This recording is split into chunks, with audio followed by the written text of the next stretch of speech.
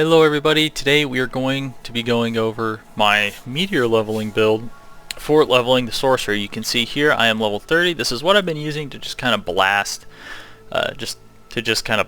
dungeons and stuff like that. Keep in mind, this is an alternate character. This is not my first playthrough, so I have access to more things. However, every single legendary that I have, you will be able to get without it needing to be dropped through your Codex of Power. All you have to do is go to the dungeon, complete the dungeon, and then you will get that Codex of Power, or that aspect for your Codex of Power, and then you can take it to the occultist and imprint it onto a rare item. So, that being said, I am using Snow-Veiled Sovereign Helm. Casting Ice Armor makes you unstoppable for 2 seconds. I am using Aspect of Might. Basic skills grant you 20% damage reduction for 2 seconds. I am using Edgemaster's Aspect. Skills deal up to 13% or up to 20% increased damage based on your available primary resource when you cast it. I'm using Aspect of Disobedience. This gives you 25% increased armor for 4 seconds. Well, it stacks up. It starts out low, but then as you hit things, and you're going to see there's a lot of burn in this build, so it'll stack it up. And then we have Adventurer's Boots of Shared Misery. The reason why I use this is because I don't have crazy access to vulnerability or anything like that yet. So having this on will help you spread your status effects a little bit more.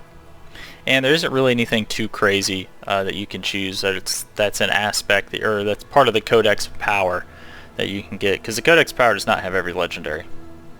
Next up we have Elementalist Energy Staff. So this is going to be core or mastery skills cast at or above 100 mana gain a 40% increased critical strike chance.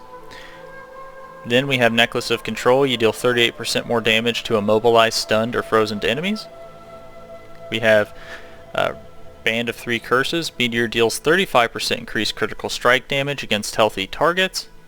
And then we're going to have the Incendiary Loop. Burning damage has up to 5% chance to restore 10 mana.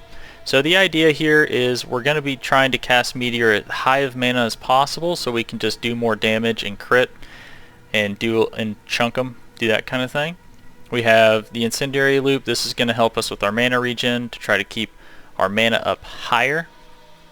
We have the Necklace of Control. You're going to deal more damage to immobilized, stunned, or frozen enemies, and our Meteor is going to be able to immobilize things, so we're going to be able to proc this on our own. So it's just another damage multiplier. Now depending on what you want, you could take this and put it here and it might be a little bit more consistent, because you do only get this bonus when you're at or above 100 mana, and there are going to be times when we're casting Meteor without that. However, there is also going to be burst windows with Inferno where we're going to cast multiple Meteors at or above 100 mana. So you can adjust things however you like, but let's go ahead and hop on into the skill tree here. So I'm using Firebolt, Enhanced Firebolt, Flickering Firebolt. Now, when you're level 10 in your first few levels, you're going to take Fireball to start. So go ahead and take Fireball if you're high level, Enhanced Fireball, and then Destructive Fireball. Once you get Meteor, you're going to take the 2 points out of here, but you'll leave a point in here because you're going to want to use Fireball as an enchantment. Okay, go ahead and you can take Potent Warding or Devastation to increase your max mana. Come down here, you're going to want Teleport, you're going to want Ice Armor, and you're going to want Frost Nova. Now what I did when I came here, I actually took all 3 of these abilities before putting the points in here. And then I pretty much didn't start putting points into the passives here until I had Meteor unlocked. After I had points into all 3 of the Meteor stuff, that's when I kind of came back here and I filled these out. So you can fill this stuff out whatever order that you're feeling, but this is just the way that I did it. Then you're going to want to put a point into Firewall, Enhanced Firewall, and we will be taking Wizard's Firewall. I'm just going to go ahead and pull this up right here. So here is going to be a link to the build in the description below, but you can see here exactly what the build's going to look like towards the end here. So after we get this, after we get Firewall, and then after we get Inferno, it's kind of going back and taking Isu's Ferocity. You pretty much just go back and you start taking all the fire passives. So you'll be taking things like, Glass Cannon, deal 18% increased damage, but take 9% more damage. It's pretty good. You'll be taking things like Align the elements. Gain 2% damage reduction against elites for each second you haven't taken damage. Using a cooldown grants you a barrier. It grants a 30% of your maximum life as a barrier for 2 seconds. Go ahead and max out Fireball. Pick up these Inner Flames. Your Pyromancy skills deal 9% increased damage while you're healthy. The first passives that you want to take, though, after you do get all these kind of core skills up, is going to be the Inner Flames and then Crippling Flames. And the reason for this is that you really want that Immobilize effect, because that's going to help you proc. That's going to help you proc your necklace a heck of a lot faster. So it is kind of important that you grab this into this. If you want to, you can put off getting Firewall for a second if you want to just go ahead and put points into here, or you could put off getting one of these. Specifically, if I had to do one, I'd probably give up Frost Nova at first, because the only reason why we're really taking Frost Nova is because it gives vulnerability. It's really the only reason. So by not taking this and having the 2 points, you can get into this faster, because this is going to matter a lot, because your Pyromancy skills are going to have a chance to immobilize, and that's going to proc a pretty big damage multiplier for you.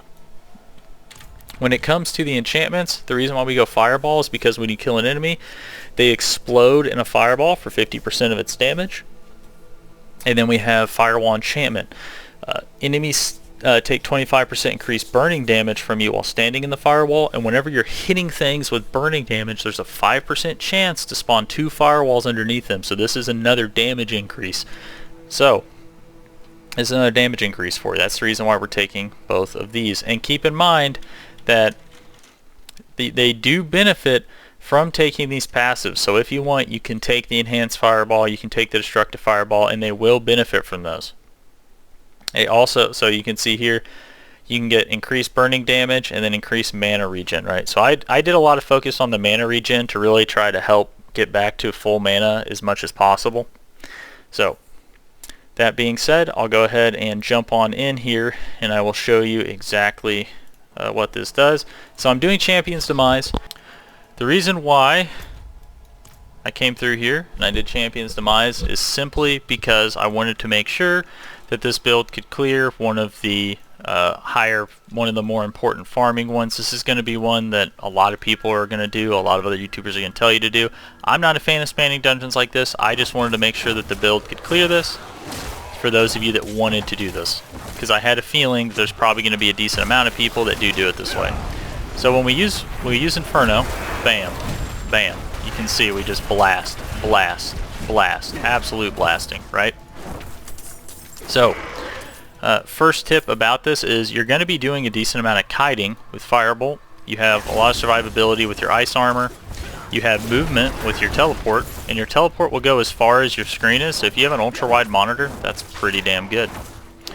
Your biggest burst window is going to be when your Inferno's up. The reason for that is because you do not have mana requirements with your you don't have any mana requirements with your Pyromancy skills whenever Inferno is up. So you will just start to absolutely blast.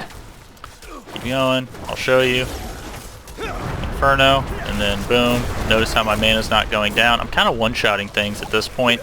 Once your damage isn't going to be this high in the beginning, but once you start to get both your enchantment slots unlocked, you're going to see a pretty big fire increase. Oh my god, that thing just jumped on its head and made it come to life. That's not mortifying at all. You know, that's cool though.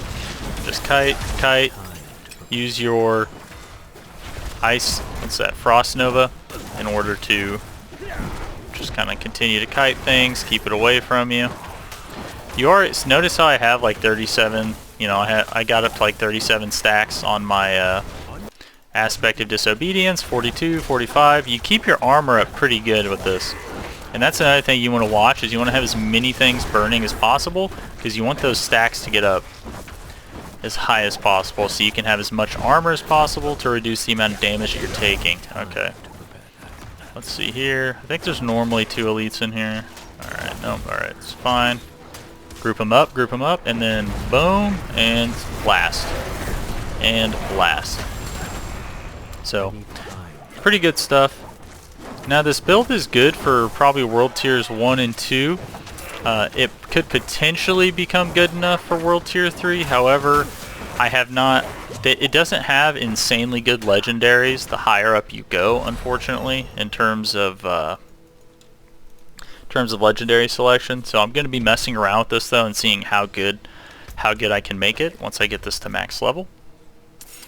Because, you know, I like to play off meta builds, so I like to play off meta builds and do whatever well, I guess that's not really a good way to put it. I like to play builds that I think are fun. I don't really care so much about how strong they are.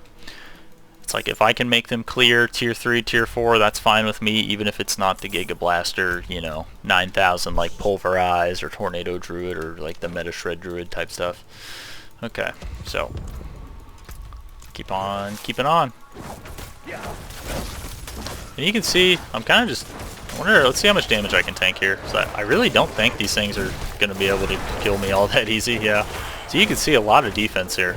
Just a lot of defense. Boom. Bam.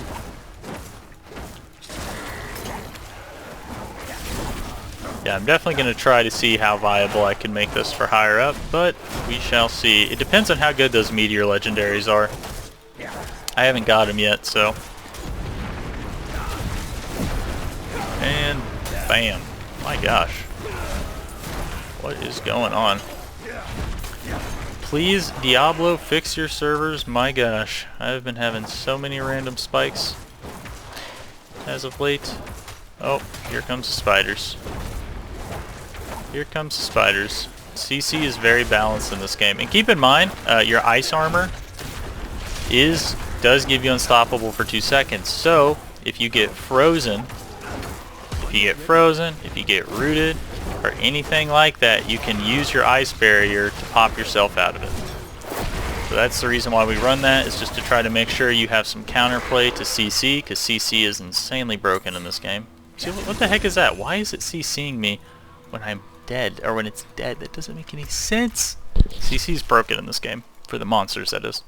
Okay, so we're going to go ahead and just teleport in here, evade through here, do this. Oh wow, I missed the elite entirely. That's cool though, it's fine.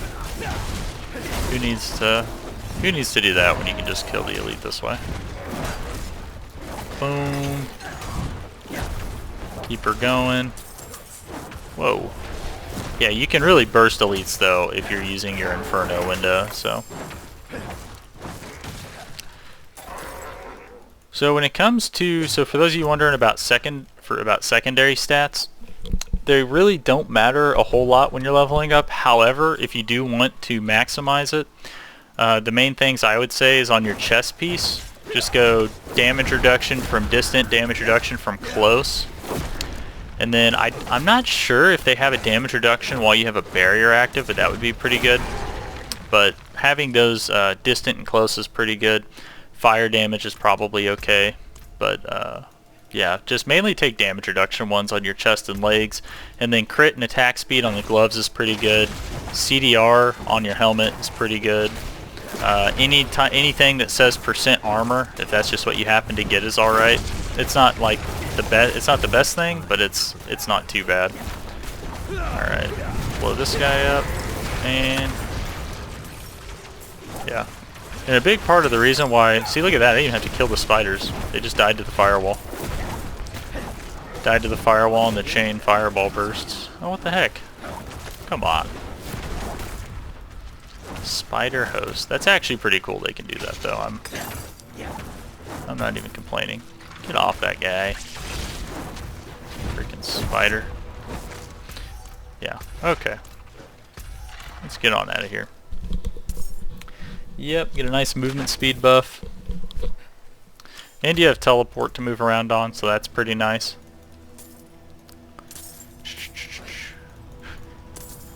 Pretty good survivability with this build. Pretty good burst damage. Especially with those Inferno windows, so you should have a pretty good time clearing things. There hasn't really been any bosses I haven't been able to clear yet in these dungeons. Yeah, the chain reaction from Fireball is nice. Yeah, like you can see, it just kind of finishes off enemies pretty good. Boom. And if you are patient and you try to group things up and make sure you're at full mana, even when you don't have your Inferno window, you'll be able to get some nice crits. Another good damage tip, I would say, is make sure you're upgrading your weapon at the blacksmith, and also make sure you're replacing your weapon often and always trying to keep it at level. You just always want to have the highest possible weapon damage you can. It's going to be the biggest difference in your damage. Like, also, if you do find legendaries that you like while you're leveling, like let's say you find a good Meteor one, do not imprint it on your weapon because you're going to probably replace your weapon really fast. I'd recommend imprinting it on an amulet or a ring, because that'll because you want to be able to replace your chest piece and your legs so you can get higher damage reductions on the secondary stats eventually. So you don't want to be locked into that. But the amulet, it's like, yeah, you're missing out on some stuff, but I think that would be the wisest thing, would be put it on an amulet or rings, just so. Uh-oh, come on, here we go. Group them up. Oh, come on. Oh, come on. Unfortunate. I should have frozen inside of it, but I didn't. That's my bad. Because you also apply vulnerable when you freeze things, so I just kind of messed up the combo there. But, anyway, back to what I was saying. If you imprint it onto your weapon and then you replace your weapon, you're not going to be able to move it again. If you leave it on an amulet, you'll be able to replace your weapon all you want, because we do have aspects you can see from the Codex of Power, because you could keep reapplying this one to it because it's from your Codex, so you have infinite access to it. But if you were to get the one that, for example, that creates like a hail of meteors around the meteor, then you're going to lose that if you put that on your weapon. And you probably don't want to lose any good dropped legendaries like that. Okay. That. See, now this is more proper in.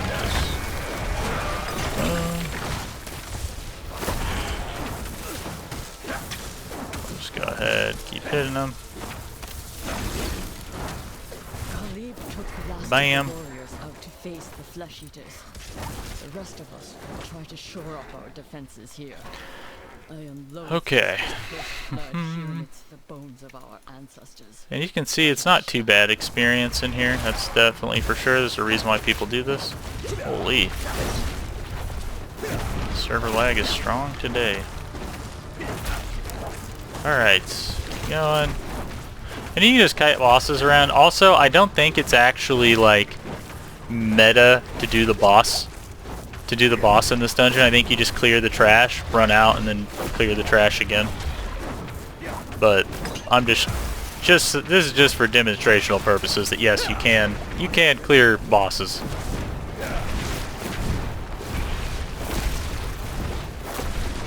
So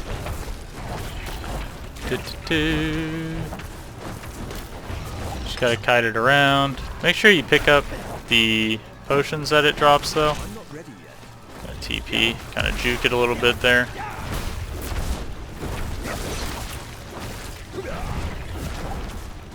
And eventually you will have some life regen, because we do take the passive down by the ultimate tree that increases your life per second or something like that, depending on how many people you have burning.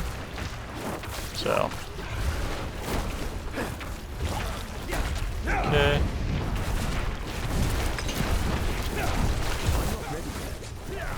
Okay, we're just gonna kind of tank poison just so I can get a good window there. Oh, I think I missed that fireball entirely. That's okay. Oh wow, I missed another one? That's okay. He's got fire on him. This is good. Firewall. Yeah. You can see he did this pretty comfortably as long as you just pick up the potions he drops. 'Cause I think he drops 2 at every single one of those ticks. You should be good. Bam. And come on. There it is. Alright. Champion's demised. Complete. So, there you have it. This is a build you can do. totally is built from the Codex of Power. So again, for those of you that are unaware of what that is, at the Occultist, after you complete a dungeon, you'll get an aspect. You take it to the Occultist and you can imprint that onto a rare item. So you can take that legendary aspect, put it onto an item, and you can create this whole entire set. All you have to do is just get to the dungeon, do the dungeon, and that'll unlock it in your Codex. Now, I'm going to have a link below for the D4 builds. If you hover over the item on D4 builds, it will tell you which dungeon that the piece comes out of. Okay. Also, gem-wise, I don't think I mentioned this. Gem-wise, it's not a huge deal, but I recommend topazes because we don't have crazy access to unstoppable, so you get damage reduction while control impaired. So if you do get CC'd, you get more damage reduction while you're CC'd. Max life is okay, and then critical strike damage to crowd controlled enemies on your weapon. And then I recommend skulls for this because it'll increase your armor. So, alright, with that being said, like, subscribe if you want to see more, and I will see you guys next time. Thanks for watching.